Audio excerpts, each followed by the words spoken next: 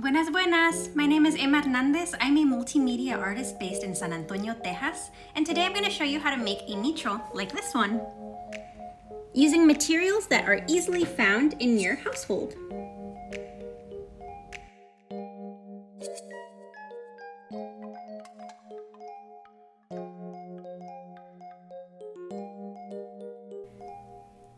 But before we get started with our craft, it's important to know, what is a nicho? A nicho or a retablo is a popular art form throughout Mexico, Central and South America. Nichos traditionally combine elements of Roman Catholicism, indigenous spirituality, and popular culture. Here you can see the original form in a Catholic church might look familiar to you. Nichos were used as containers to hold patron saints, creating an intentional space for devotion and prayer. Over time, in the process of colonization, indigenous cultures melded together with Roman Catholicism and adopted this format in order to venerate new saints like the Virgen de Guadalupe. Nichos also came to be included in activities such as Dia de los Muertos and used to commemorate, honor loved ones past.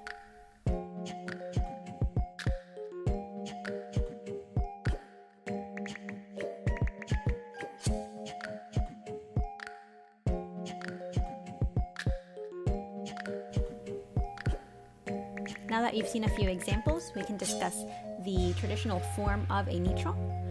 Of course, it all starts with the figure that we're hoping to commemorate. In this case, I'll use a Polaroid picture. This is placed inside of a shadow box, and atop that, a frame is created that includes hinged panels similar to doors. Once that frame is created, it can be decorated using all sorts of bold colors and then placed atop our shadow box to create an intentional space where we can remember an individual. In total, your nicho will include a figure, shadow box, a frame, your panels on hinges, and bold colors. Let's get started. To complete this craft, there's a few things you will definitely need. First, a cereal box. If you don't have one, you can also use a piece of cardboard. You'll need aluminum cans or aluminum foil.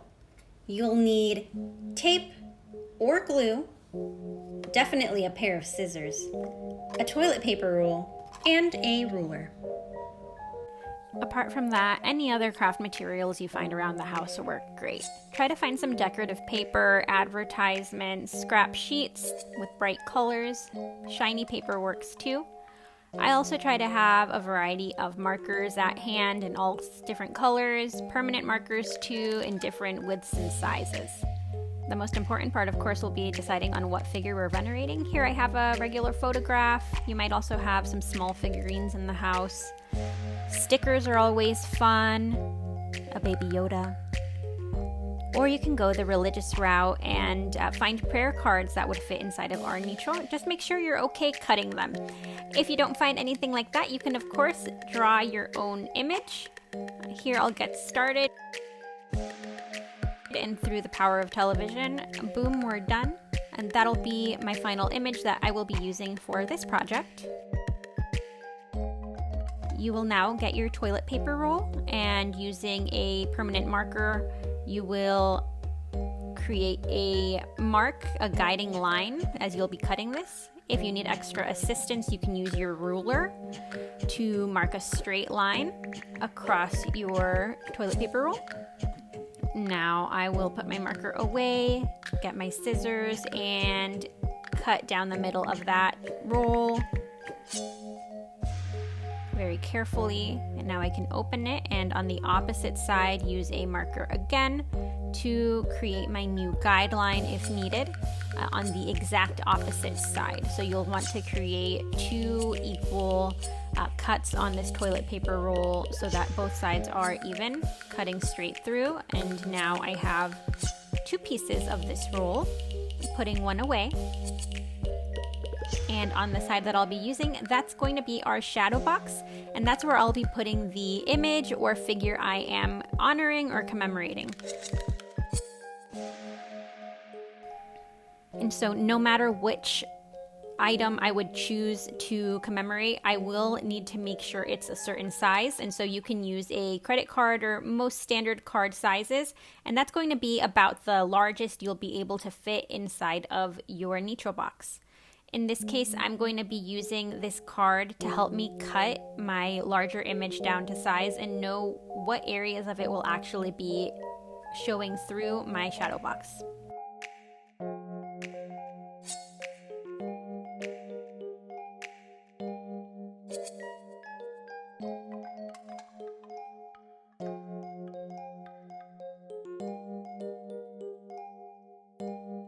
Either use one of your markers to put down your guidelines or get right to it, taking away any excess paper to only leave the area that will actually be showing in your shadow box. There you go. That's ready to be placed inside of our toilet paper roll using tape or glue, whatever you have at hand. For this example, I will be using tape to adhere my image to my toilet paper roll. So I will make 2 little loops with the adhesive on the outside, place that onto the back of my image, and then press down firmly onto the toilet paper roll to make sure that it is stuck on. Like so.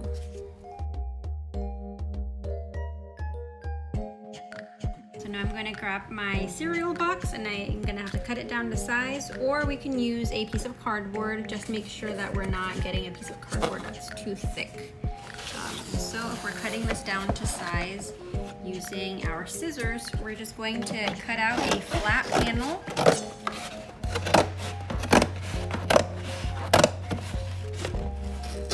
Again, the nitros are going to be miniature, so it doesn't have to be a huge panel. We're just looking for about the size of a sheet of printer paper.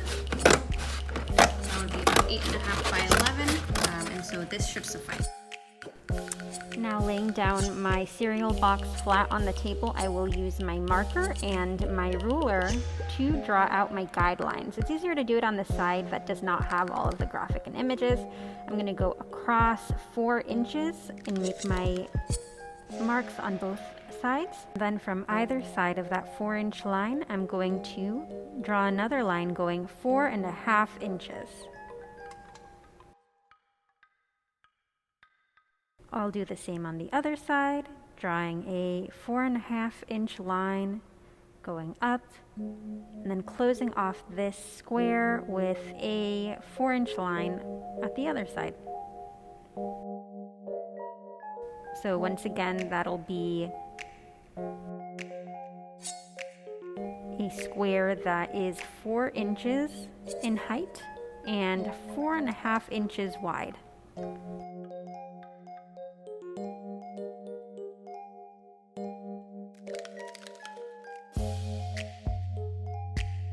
After that, from either side, I will draw a 1-inch guideline.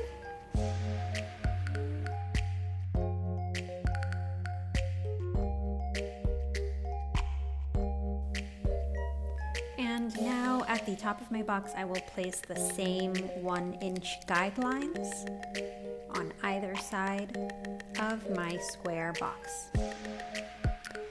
Now using my ruler, I will draw a line coming down from the top of my box all the way to the bottom, and do the same on the other side. And now using a credit card or any standard card, even just your ruler, you can place your guidelines at the top of your box and then down the center, creating a window that you'll be able to use to view the inside of your shadow box. Now I like to draw an X inside of this window as a guide, because now I'll be using my scissors to cut out my nitro frame from this cardboard. I'm going to cut all around this frame.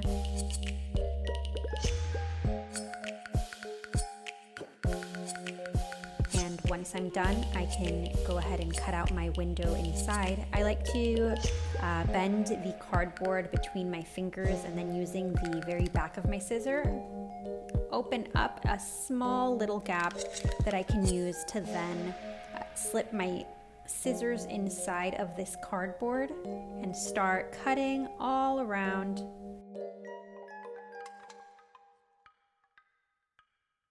Until I've removed all these excess pieces of cardboard, snipping them off to create a small window inside of my nitro frame. This is what your final product should look like. And now you can use your ruler or any hard surface to bend your cardboard towards you to create your hinged panels on either side of your frame, using once again your ruler to bend that cardboard towards you. And with that, you should have a nitro frame that can stand up on its own with the hinged doors. We can now start decorating the front of our nitro. I'm going to start with this aluminum foil, cutting it down to size, putting some guidelines using a marker, getting my scissors to cut down this aluminum foil to the appropriate size, and my glue to then adhere my aluminum foil to the front of my frame. This is just one way that you can start decorating the front of your nitro. I'll now show you another way using an aluminum can, and this is going to be for our grown-ups or using adult assistants. And so what I'll do is I will have an aluminum can, make sure it's cleaned out nice and dry. I will use one of my scissor blades to puncture a hole inside of my can, returning to holding my scissors to then slip one of the blades inside and cut around my aluminum can. This aluminum is very thin and is easily cut, so I can cut the top off, then use my scissors to cut down the side of it until I get one long piece of aluminum from my can. I really like using aluminum cans because you are able to look for interesting designs that you might want to include, some fun prints, and so keep an eye out for that. Similar to my aluminum foil, cutting down my can to size, making sure any excess parts are cut off, making sure I'm using the part of the print I'd like, adhering it to my nitro frame. After that, you can start decorating to your heart's desire. I'm using some regular markers to just start decorating my nitro frame. Once again, remember that nitros are all about bold colors, lots of contrast, so really use any color if it doesn't have to match. You can then go in with a more precise permanent marker to add some details. I'll use a chunkier permanent marker to go onto my aluminum foil and create some fun designs, some borders that look like windows, or my little hearts, my estrellitas at the top, to really make this a product that I have personalized to me. I'm going to go back to my decorative paper to cut it down to size and include it onto my nitro frame. And adhering that once again with glue or tape. I'll use glue this time so you can see. Placing that on top of my foil. And after a bit more work, that's my final nitro frame. It's now time to place it on top of my photo that I'm commemorating. And for this one, I'm just gonna use tape. Probably the fastest way to do it. You will place a piece of tape on the side of your toilet paper roll, sticky side up, so that stickiness is exposed, and now placing the adhesive side against the back of your nitro frame. Pressing it down, it should stick right away, and then you can just go back and start bending and making more pliable your panels on the side on the hinge. Overall, that's your nitro frame. If you would like to get a little bit more technical, you can use the bottom of your aluminum can, if you used one, to create slits on both sides of that can. And then once you've made those slits, you can bend your aluminum just a bit, being very careful, and you can use those as a holder for the nitro itself. If you are creating this nicho as part of your Dia de Muertos commemoration, then think about what types of materials this person would especially like to be part of their nicho. What's the best way to honor them? And with that, your nicho is completed. I hope that making your nicho was a creative and imaginative process that also gave an opportunity for healing in the event that you're missing someone very much right now. Nichos are great intentional spaces to remember someone and honor them, and I hope that you will use your nicho in your everyday life. Thank you for creating with me.